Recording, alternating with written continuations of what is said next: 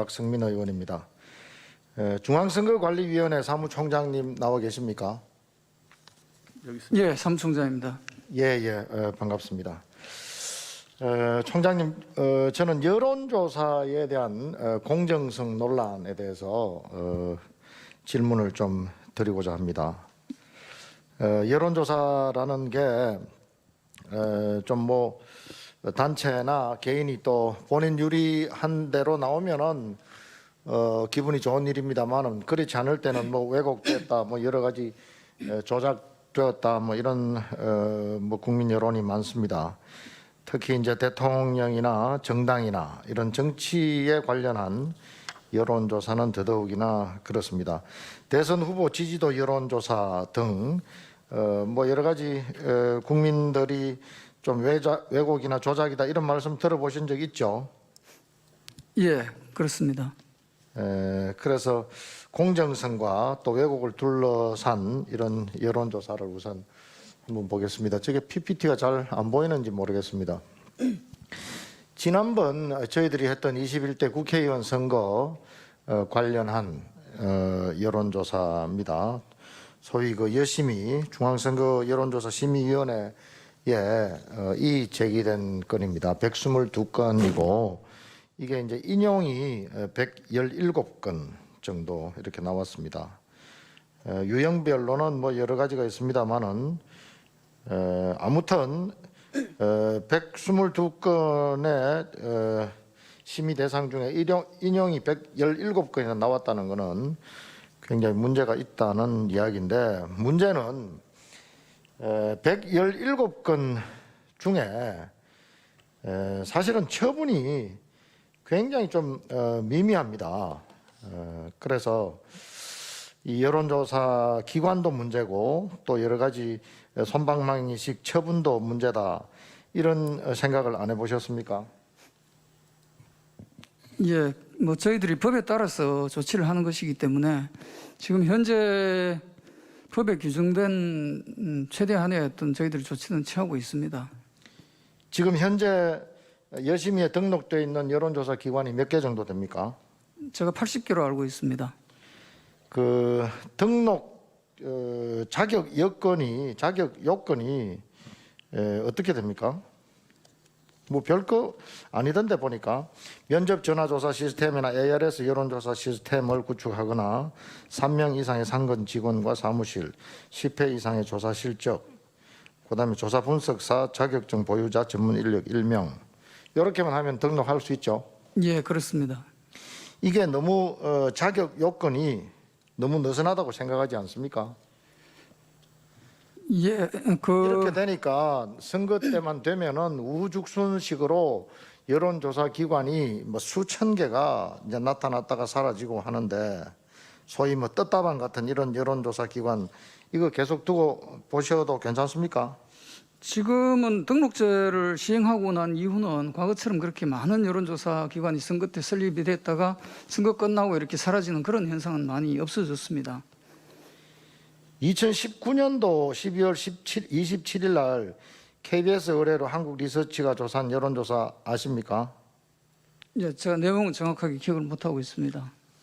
질문이 내년 총선에서 자기 반성 없이 정부의 발목만 잡는 보수 야당에게 표를 주지 말아야 한다는 주장에 대해서 어떻게 생각하십니까?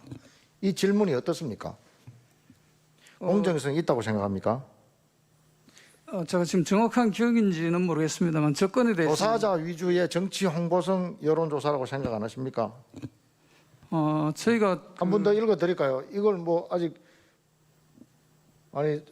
중앙선거관리위원회에서 이런 질문의 여론조사를 아직 생각하지 않았다, 그런 답변이 아닙니다. 생각을 하지 않았다는 게 아니고 접근에 대해서는 저희가 아마 사후에 문제가 있다고 해서 아마 조치를 취했습니다. 정확한 조치 기준, 제가 어떤 조치를 했는지는 정확하게 기억은 안 납니다만은 공직선거법 준수 촉구 조치를 했습니다. 예. 그러니까 주의 정도 되겠죠. 예. 근데 이 피해자는 여기에 관련되는 피해가 그냥 쉽게 뭐 넘어갈 수 있다고 생각합니다. 다시 한번 더 읽어드릴까요?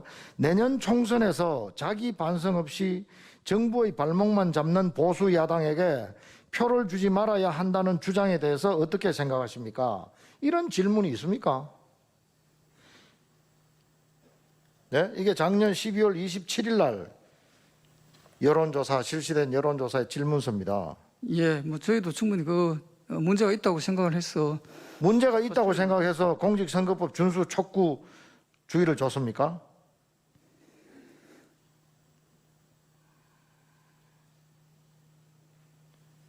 중앙선거관리위원회가 그런 기준으로 운영되고 있습니까? 예, 나름의 기준을 정해서 여론조사 심의위원회에서 나름의 기준을 정해서 일관되게 아마 여러 유사한 상황에 비슷한 조치를 해온 것으로 제가 알고 중앙선거관리위원회는 엄격하게 공정하게 선거를 관리하셔야 됩니다. 특정 정당이나 특정 후보를 뭐 이렇게 지지하는 그런 발언에 대해서는 공정하게 심판자적인 입장을 견지해야죠.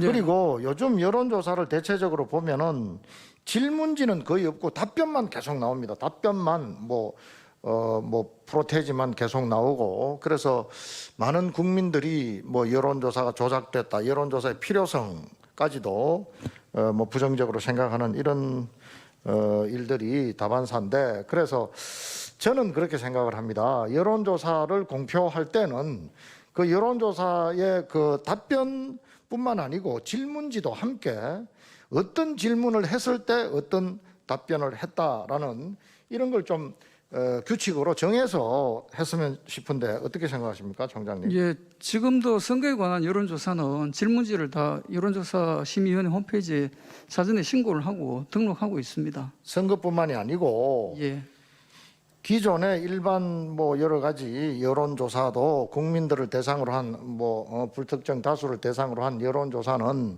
공정성 담보가 가장 중요한 거 아니겠습니까?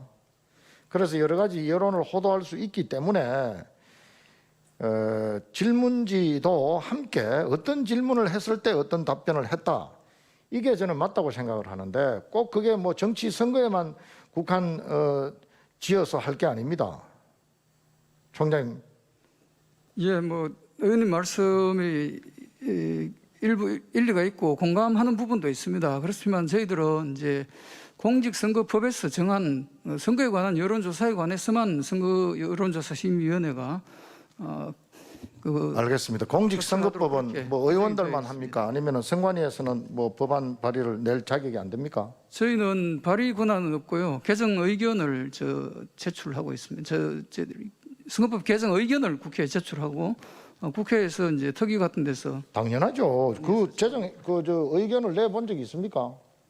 그런 여론조사와 관련해서는 저희가 뭐 의원님 말씀하시는 부분에 대해서 공감하는 부분이 많습니다. 여론조사의 어떤 그러니까 총장님, 질문의 편향성이라든지 이런 부분을 당연합니다. 감사를 고쳐 하고 나가기 위해서 많은 그 의견을 제시를 했고요. 또 그동안에 많이 엄정한 개선이 선거 되어 왔습니다. 관리를 하기 위해서는 공정한 여론조사가 우선돼야 된다라는 말씀을 드리고 싶고, 그래서 그 부분에 대해서 좀 심도 있게 고민을 해봐 주십사 하는 말씀을 드립니다. 예, 그렇게 하겠습니다. 네.